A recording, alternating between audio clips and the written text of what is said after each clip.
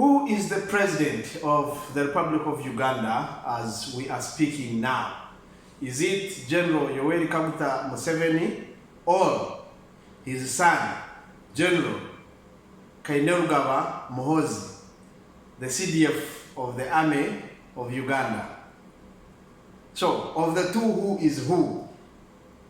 The public, the citizens of Uganda, and the neighboring countries have been asking questions of a kind that is Muhoozi the one controlling the activities of Uganda, or is he the one controlling the country in the capacity of the president, or President Museveni is still active in the control of his country?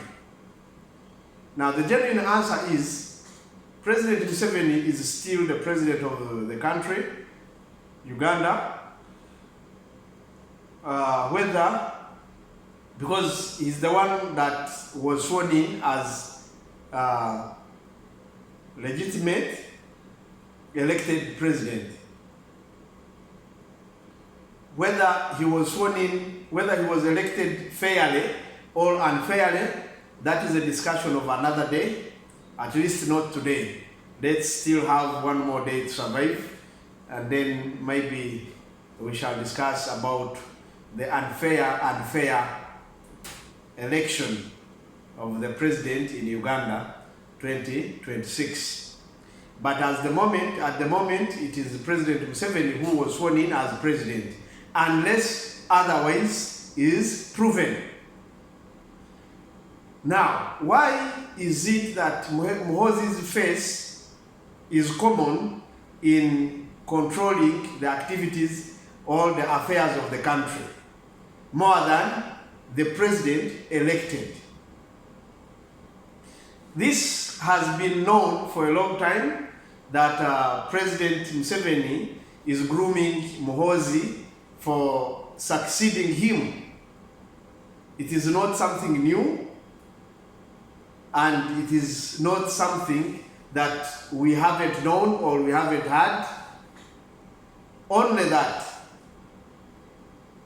Africans or Ugandans, we have a lot of contempt naturally within us.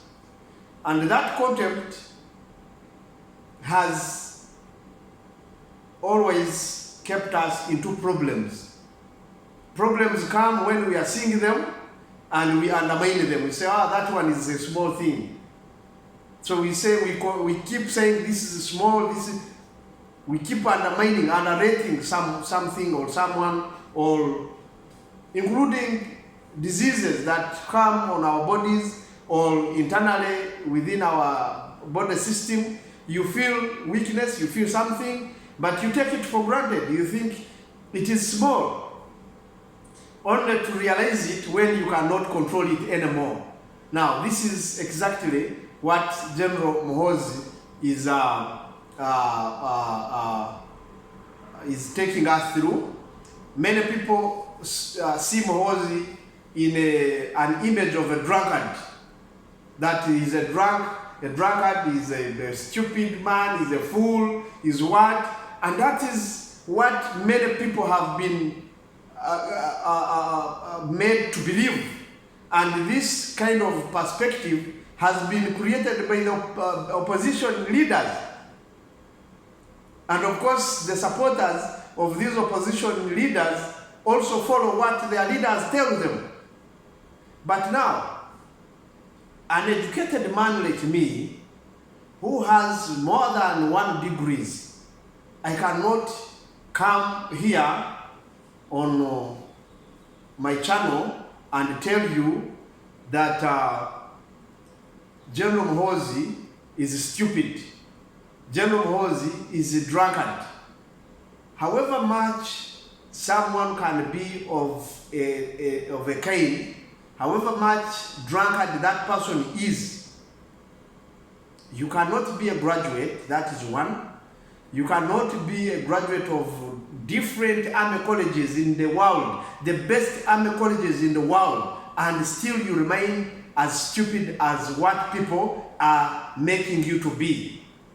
Now, in Uganda, these leaders, they have come to know that this is what people want, and they have kept you believing that when the man is growing every day, recruiting ministers every day, making sure they are on cabinet, recruiting members of parliament, making sure his own influenced people enter parliament, and then you still say this man is a drunkard, this man is stupid. I believe we really need to go back and rethink about that. Alternatively, the speculation of the public might be true that Muhoozi at the moment is the one controlling the state affairs actively. Yes, the father, we believe, we political commentators and political analysts, we believe that the father has paved him a way to learn more administrative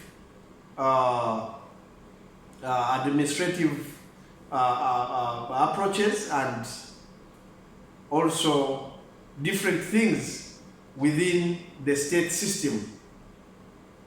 So he is growing him from being a soldier man, because all he knew has been soldier. But now he has initiated him in administration quietly. He's controlling a lot of ministries, influencing a lot of offices in Uganda. And this is evident when he when he was very influential in stopping Anita Monk in contesting as a Speaker of Parliament for a second term, and people thought he was joking. And now today, he's saying that after Anita Monk was stopped, now he is seeking to move a bill, a motion in Parliament, that the leader of opposition in Uganda should be removed, not even changed, or he said he should do that leader of opposition, Joel Senyonyi, I don't want him, he should be removed. And the second leader of opposition, I must be the one to appoint who the leader of opposition will be. And shortly we have seen Honorable Dennis representing Wiaga West coming in with suggesting to move a bill, and probably he must have already sought leave of Parliament to go and prepare this bill so that they can amend the Parliament administrative rules, and they bring in a way that a leader of opposition must be elected by the whole Parliament, by all parties, since the Speaker of Parliament is also elected by the whole Parliament, and the Parliament allocates a lot of money towards the leader of opposition. So, since the Parliament gives money to the leader of opposition, he is seeing no reason as to why the Parliament has no control over the leader of opposition. So all these things really show us that General Muhoozi Kainerugaba at the moment is very actively in controlling the affairs of the state, and the father is relaxing a bit because now his son has reached a stage of helping him in one activity or the other. Now, President Museveni is now remaining with ceremonial activities, officiating official ceremonies of the state where they require the state, the head of state to appear and officiate them. that's where you will see General Muhoozi, General Museveni coming in physically or actively. But otherwise, apart from that, General Muhoozi, I believe 50% he is controlling now the affairs of the country, or it can even be beyond 50%. Yeah, what Muhoozi wants to be done, I assure you it will be done in his will, or it will be done that particular way. So for you who is still doubting this transition, I believe you really need to go back and revise your notes so that you really understand what is happening in our country. Then the advice to my colleagues in opposition, you really need to stop this character of undermining people. That character of contempt, that nature, the contempt nature within you leaders of opposition, and the same contempt nature you are transferring to your supporters, that they undermine all people that do not agree with them. Democratically, but you need to really leave people who have different thinking from you, or who have different ideas, because we need all ideas to come on the table so that we have a variety of ideas and we select which idea is better than the other. If your idea as a member of opposition is more effective, is more convincing, is more promising for development and peace, stability, then we shall go with that particular idea. If your idea is really not convincing, then you will really allow us go with the idea that is more convincing. So let us stop this superiority to think that we are the only better people. We are the only people who know everything, then the rest are stupid. Like it has been quoted from different members of opposition, including Honorable Chagulanyi himself, said if you are supporting NRM, you are a fool, you are stupid. I think that was too much rude. If you are really seeking to convince people to come and join your party, you don't go that extra.